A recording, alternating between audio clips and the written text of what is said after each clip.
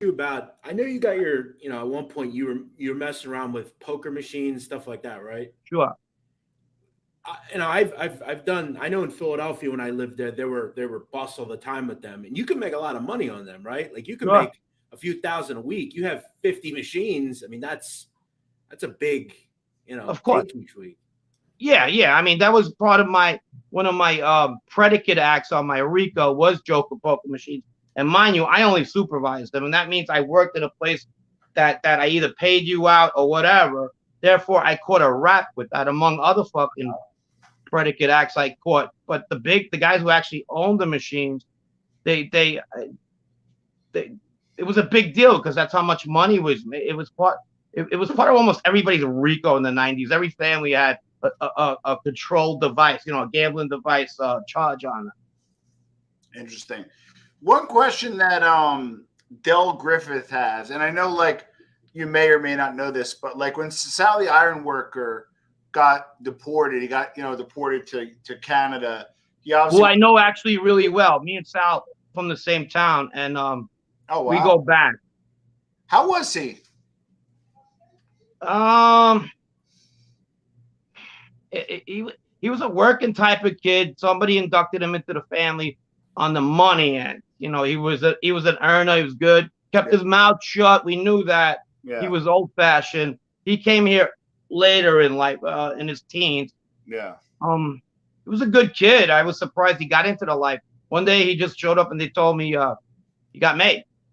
I was like, what? Yeah, and the guy who brought him in, it was funny. It was, God rest his soul. He was not a bad guy. The guy who brought him in, he started metamorphosing into this guy. This guy had a very, very charismatic way about him, the way he walked, the way he talked, the way he whispered, and he started acting like him. And this wasn't the Sal I knew. It was kind of weird. It was an inside joke. I go, look at this fucking guy. Well, okay, so the question is, and I was kind of wonder this, probably Jeff probably did as well, is when he got deported, he actually got deported to Canada. He wanted to take over the Rizzutos, and he winds up getting killed, right? So the part I don't get is at the end of the day, on Thanksgiving. Yes, but what I don't get is at the end of the day, and it's different now. Now Canada is really strong, in my opinion. I think stronger than the Five Families. This is another discussion. But for that time, he's a banana boss, goes up north, gets killed, and the bananas don't retaliate. You kind of knew a lot of those guys. Why do you think they let it go? Yeah, the bananas at that point were in shambles. I think Vinny was actually boss for how long? Vinny Gorgeous. And then they just put this kid in. It sounded great in a mob fairy tale. Costello Marie's guy. We're going back to Sicilian. He's our acting boss. In 1931, it probably would have been a good idea. But good point. Now, one thing is critical because you kind of saw the good, the bad, and the ugly. Talk a little bit about how Massino actually kind of restored the ranks post Rastelli, and then talk about how it quickly declined, not just by him ratting, because the Bananas had a tough go. So give us kind of the rise and fall from your perspective. Nepotism kind of like fucked everything. He had control. He knew he wasn't going to get whacked. Anybody who gave him that kind of like, if he felt somebody had that kind of power on him, they were gone. The zips that were left were money guys. They weren't violent guys. Yeah. But that's the thing we talked about. Well, I'm trying to answer your question. Sorry. Yeah, so the nepotism thing. He started making kids and guys and that were related to other made guys, sons, nephews who were earners, figuring these guys are getting a little older. They die. How are we gonna get a hold of their money? It was a money thing to him. It started becoming a business. Yeah. And that's exactly what happened. Didn't he also believe that if he were to get sons in, they would be more or less inclined not to cooperate? Because he thought he had you by the balls. He has your kid. Yeah, but he wasn't ready for about the whole family's flipping. Let me ask you, Frank. I've said, obviously, Joe Massino did what he did at the end, and right. He's got to deal with that now. But I mean, I've taken umbrage. A lot of people have said that I'm bullshitting, but I'm serious. I thought he was one of the great bosses that really we've had over the last, or we've seen over the last, let's say 30 years, post, the commission guys, right? Because, Gigante was obviously high level, and, Gotti was Gotti, but I mean, Joe Massino took that family through a lot of like turmoil, whether it was Rastelli in prison or the Donnie Brasco nonsense or the three. You're 100% right. You're 100% right, Jeff. He was great at that. And if he don't flip, we wouldn't be having this conversation right now. He would be probably the best boss ever. Think about it. He took this half-ass family and made it to a powerhouse. Yeah. They were in the 90s. And then within a year and a half, it turned to shit. And remember, like, as you know, and I know Tom knows this. I mean, up until the 90s, they had no defectors at all. I mean, Correct. they were able to, none. To get through, even after, he was, as one of the commenters, he restored the family, because they really had, the Carmine Galante, the lunatic that he was, and Philip was never around, and Joe Massino just kind of took them through. I got to ask you, right? Just while I'm talking here, what's he like? Is he like kind of a jovial character? Yeah. Picture Jackie Gleason with a hidden agenda.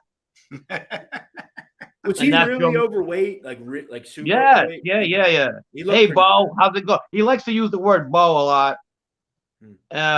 We spent many co-defendant meetings together. I got pretty close to him in the 2 years I was with him. He was joking around and everything, but you knew once he stopped, like he would stop on a dime in a conversation, everybody would just know that he was turning to another direction in his dialogue. But just picture Jackie Gleason, same thing. So I got some questions. A lot of side remarks, especially when the lawyers would come in. Here come the shysters. Here come the motherfuckers. They got all my fucking money. That kind of shit. Got it. So were you surprised that Ragusa got busted again? I don't give a background. I don't know the background, but who's Ragusa, and were you surprised he got busted again? You know what? It's like a love-hate. This is a kid that I grew up with real close. Am I surprised? No, I wasn't surprised. I hope he gets it together. I really do. It is what it is. He was on America's Most Wanted, no? At one point. Yeah, he was. What? I was telling Tom. We and Unsolved Mysteries as well. We would hang out in a corner, and he would just start with the biggest fucking guys. And the next thing I know, we were getting pounced on. This was like all the fucking time, until we just got sick of it and started hitting people with bats. Did he get his stripes, Ragusa, or is he still an associate? Yeah, he did. I think he did. I believe he did. Yeah. I don't know. I didn't know. He should. I mean, what the fuck? He did 22 years. I'm not gonna say. You know what yeah. No, I was just gonna go on another question. Sorry. I didn't know. Well, then again, I'm out of the loop. You guys know more than I do because I'm not around. You know what I mean? Yeah, I'm curious of what you would answer, because you're kind of similar in a way to the way you were kind of involved with that crew. There's another individual that is on YouTube, and he was part of a little group as well. Right. So let's say so one of the higher ups comes to you and says, one of your good friends, he shoved me. He's one of my good friends. Oh, he shoved me? Yeah, no, he shoved the boss, let's say. I don't know. Let me tell you something. What are you going to do there? Are you? No, listen. At that age, we all have our own ambitions, and we all are going our own way. At the end of the day, it's every man for themselves, even at that stage. Right. So if you want to get your button and your friend that's fucked up where he shouldn't have fucked up, it is what it is. It's just part of the life. Would I have killed my friend in a situation like that? I would say no, but I'd be lying. Right. If you don't, I mean, you're. And my friend would kill me. And they would kill me too. In a minute.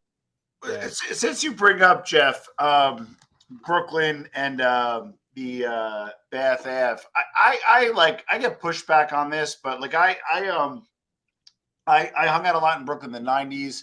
Spiro, that's when he kind of mid-90s, he kind of went away. To me, he was a Gotti of Brooklyn. He, you know, did the firework displays, did the parties, was untouchable. Give us a little bit about, like, did you have any experience with Spiro? And was he the Gotti of Brooklyn? Give us kind of your thoughts, Frank. No, I've seen Spiro a couple of times within like a wedding or a funeral, and even the kid Fabrizio, I met him as well. Yeah. And there was only one Gotti at the time I was growing up. There wasn't like, you know, the Gotti of Brooklyn or the Gotti of Staten Island. What I mean is, I believe he was a powerhouse, in my opinion. He had a lot of guys under him. The thing I never understood about him is, and all due respect to him and God rest his soul and whatnot, Joe Massino didn't have a lot of guys